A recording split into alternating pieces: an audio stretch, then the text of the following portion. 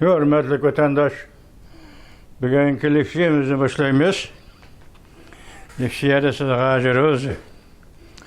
Washington'da sözdeyimiz. Bugün çislak 2024 yıl 8. ayının 27. gün haftiga Seyşembe vatandaş sizlerge hazır endi. Yakından biri sözlüge leksiyelerim vaqtida mangdıranmadım. Şunu vakit keşkip kaldı iken bugün hem şundak vatandaş. Bunu ballarım bir tanışıp belkice yine avar olduğunu defterimen geçirenler. Bugün kişilerge yetkizgen haberimiz, vaziyetimizden bundak. Biz tünüküllerden sizlerge yetkizgen bir haberde Amerika Koşmuş Ştatlarının devlet bir xatarlığı boyunca məsləhətçisi Jack Sullivan çünkü ziyaret geldi 27. gün düştün keyin Beijing'e yetip gelip Tashqi ishlar ministri Jungo'nun Wang Yi bilan ko'rishdi. Buningdagi shahar sirtidagi bir mehmonxonada bular ikki davlatning diplomatlari suhbat olib bordi. Vatandaş mushuning avvalida Jungo hukumati bu qatim sal novchilik qildimi, qandaq masalan nima deymiz desangiz, Ukraina masalasi. Masalan, Oqsaroy Bexatarlik komitetining bayonotchisi John Corbynning so'zida aytganda, bu qatimki suhbatda Janubiy Jungo dengiz masalasi, Tayvan bo'g'ozi masalasi, anandan keyin boj tamojni Beijing masalasi, qatorliq masalalar, anda Ukraina masalasi, qo'shimcha Isroiliya, shundaqla Hamas o'rtasidagi urush masalasi, xalqaro masalalar to'g'risida so'zlashdi deyildi. O'tgan sizlarga yetkazgan Tayvan masalasini nuqtali holda ta'kidlaydi Jungo degan edi vatandaş. Amaliyoti shundoq bo'ldi deyli.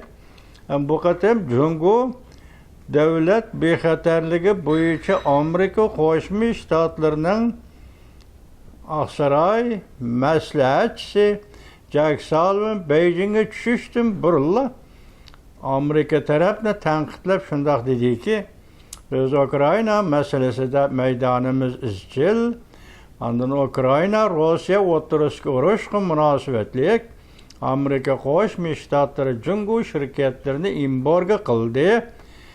Biz buni qabul qila olmaymiz ya qabul qila olmaymiz degan maqsadda Amerika tarafini tanqidlagan bo'ldi.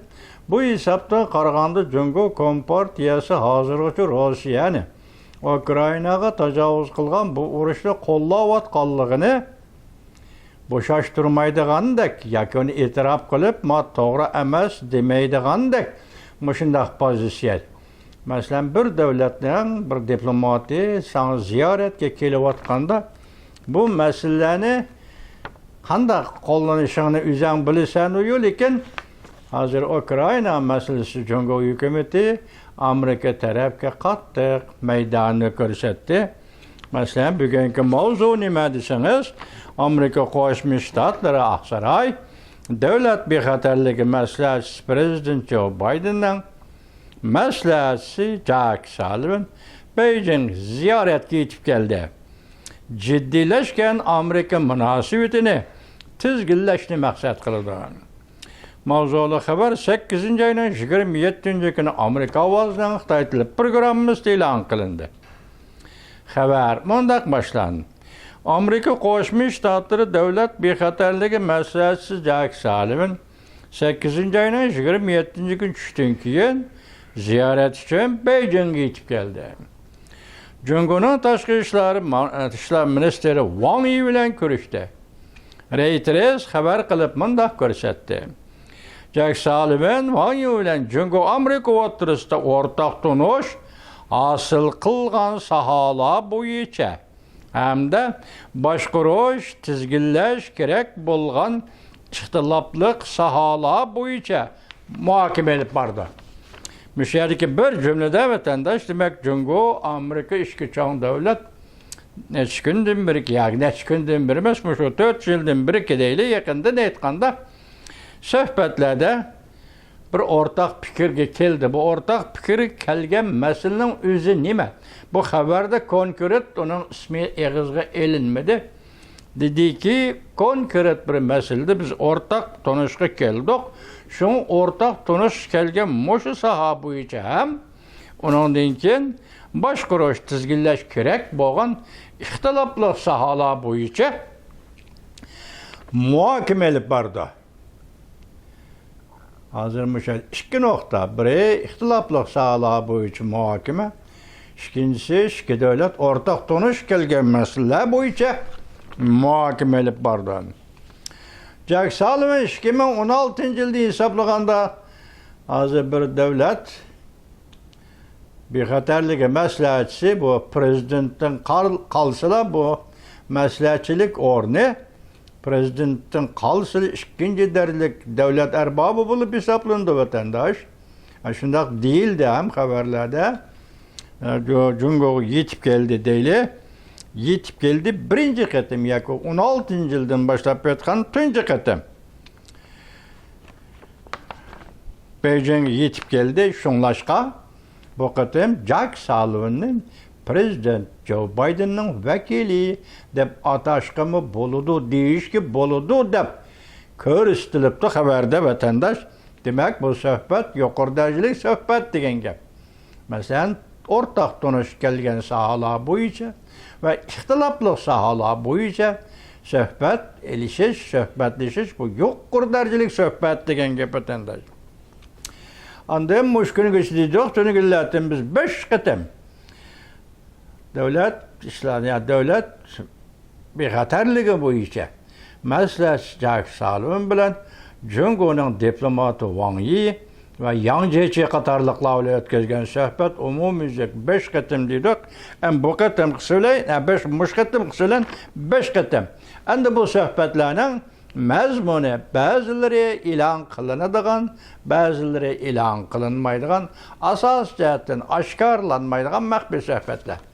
Endi mushu jumlalarning ichida bir jumla yetib kelgan bir jumla shu bo'ldiki, vatandosh nihoyatda nozik bir masala ustida ham muhokama olib bordi deyildi.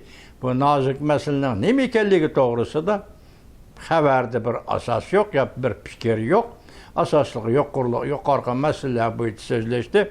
Endi gap bu yerda eg'ir bir salmoq, bir mehmon bir davlat kelayotganda şu mehmon kelayotgan davlatni Ukraina urushi bo'yicha ayblash bu demak Jungo o'zining Ukrainaga qarshi turib Rossiyani qo'llashdan iborat bu maydonidan voz kechmadi deganlik bo'lib hisoblanadi vatandoshim. Ana Ukrainaning prezidenti Zelenskiy 8 ayning 27 kuni Vanvit to'r betida mundaq bir xabar e'lon qilindi. Zelenskiy kelar ayda Amerika hukumatiga Ukrainaning g'alaba qilish planini topshirdi. Mana bu katta gap ekanda vatandosh. Demak, ishonch keldi. Bu qatam Rossiyaning ishga qurolga hujum qilish jarayonidagi g'alabalarni xulosalaganda yoki qat'iy g'ayrat va iroda kelganda Ukraina prezidenti Zelenskiy plan tuzdi. Bu plan Ukraina cho'qim g'alaba qiladi degan plan. Bu planni kelar oyda Amerika hukumatiga topshiramiz. Bu xabarimiz 8 ayning 27 kuni Vanvit orbitida e'lon qilindi. Zelenskiy mundaq ko'rsatdi. Biz allaqachon F-16 ve odamsiz aeroplan ishlatdik. Demek mushqatim Rossiya hujum qilganda tunji bo'lib, balki 6 aydan boshlandi dedik-ku. Odamsiz aeroplan ham F-16 aeroplan ishlatdik dedi. Bunun jarayoni nima, tartgan ziyon nima, foyda nima bu to'g'ri gap yo'q. Lekin tafsiliy to'xtalmadi. Zelenskiy yig'inda chaqiriq qilib mundaq ko'rsatdi. Ukraina yanala g'arb dunyosining harbiy qurol-yarog'lariga ehtiyojli. Demak, bundan qaraganda urush ham davomlashadi deganlikmi? Ehtiyojli deydi. Bu yil 5 aydan Fransiya agentligiga so'zlaganda Zelenskiy shundaq degan edi. Bizga hozir Ukrainaga demakchi 120 dona F-16 belgilik aeroplan kerak. Biz bunga ehtiyojliqda 5 oyda ko'rsatgan edi vatandosh. 24 oblastning ichida 15 oblastga mush arlıqda Rossiya hücum qildi. Bu oblastlar Ukrayna'nın oblastları, cemi 24 oblastken bunun içinde 15 oblastga Rossiya hücum qildi. Raketa, etilgan raketalar ahalilar oltırıştık rayonlarga düştü. Energiya ve yekulga eşyalarga düştü. Cümleden Kiev şehrinde bir su ambarının dambısıga düştü. Yaki eçiğiga, yaki tuğanıga. Xitaycha damba deydi, Uyg'urcha tuğanıga düştü. Su ambarının tuğanıga düştü. Bunun da su ambarının nima bo'lganligi to'g'risida gap yo'q. Biroq hozir mush qatim hujumda 7 nafar Ukrain qazo qildi. 47 nafar kishi yordar bo'ldi. Rossiyaning mush qatim hujumida Rossiya Ukrainaga 127 dana raketa, 109 dana odamsiz aeroplan bilan hujum qildi. Demak, buni keng ko'lamli hujum deyishga bo'ladi da vatandosh, shunaqmi? Keng ko'lamli hujum qildi lekin buningda Rossiyaning qilayotgani dastlab hozir deyilayotgan xabarlarda Korsik atrofida yuz bergan urush va Ukrainaning hujum qilishidan o'ch elish degandek bir xabar bilan yuqorida xabar yetib keldi vatandosh.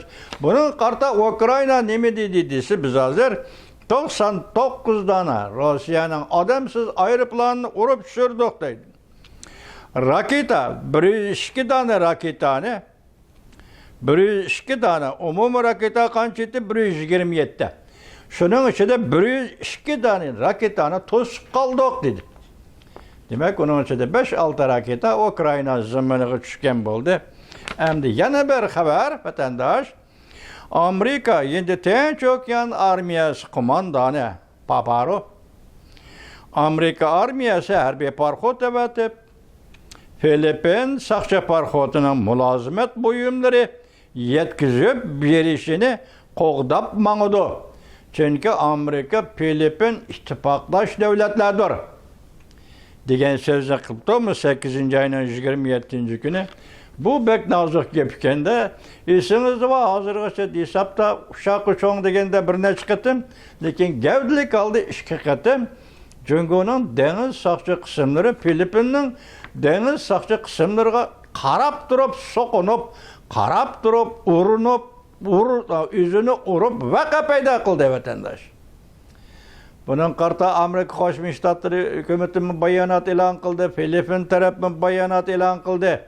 Endi Tinch okeanining tinchligini nazarda tutib Filippin bilan Jungo o'tirisida hatto kelishim imzolandi degan gaplarni xabarlarni sizlarga yetkazgan edik. Uningdan keyin Jungo hukumati bu kelishim xiloflik qilib yana bir qatim Filippinning saqchi parxodiga urildi. Mush voqea yuz bergandan keyin mana bugun 8 oyning 27 kunida Amerika Hind Tinch okean armiya qo'mondonligining qo'mondoni Paparo shunday debdi, biz endi o'sha Filippinning Eliq orolda Aychoq degan yerda to'xtab qo'yilgan kemasi yoki patqoqqa petib qolgan kemasi va u kemada ishlayotgan ofitser jangchilarga va odatdagi fuqarolarga biz Filippindan mulozimat, yemak-ichmak, kiyim-kechak degandek olib deydigan davomli qatnab turadigan bir harbiy parxodi Filippinning oldida endi mushundaq tahdidga yo'l qo'yotganda bugun diqqat qiling vatandosh. Paparo, Amerika Qo'shma Shtatlari dengiz armiyasining qo'mondoni Paparo dediki, bu qatim Filippin shu tarafga mulozimat buyumlari yuklab harbiy parxodlarni yo'lga soladigan bo'lsa, Amerikaning dengiz armiya harbiy parxodlari buni qo'g'dab mangdi dedi. Endi Jungo yana parakandichilik qilishi mumkinmi da vatandosh? Yana parakandichilik qilishi mumkinmi? Vaziyat mana mushaga yetib keldi. Sharqiy Janubiy Osiyo. Endi mudal musha paytda Amerika Qo'shma Shtatlarining davlat bexatarligi maslahatchisi Jack Sullivan Beijingda tashqi ishlar ministri Wang Yi bilan suhbatda vatandosh. Endi bu suhbatning oxirgi natijasi keyingi o'sha oxirlashgandan keyin 29 kuniga yetdi. 29 kuni oxirlashgandan keyin e'lon qilinishi mumkin. Vatandaşlar, şu vaqtda ko'rishimiz sizlarni. Aman bo'linglar vatandoshlar.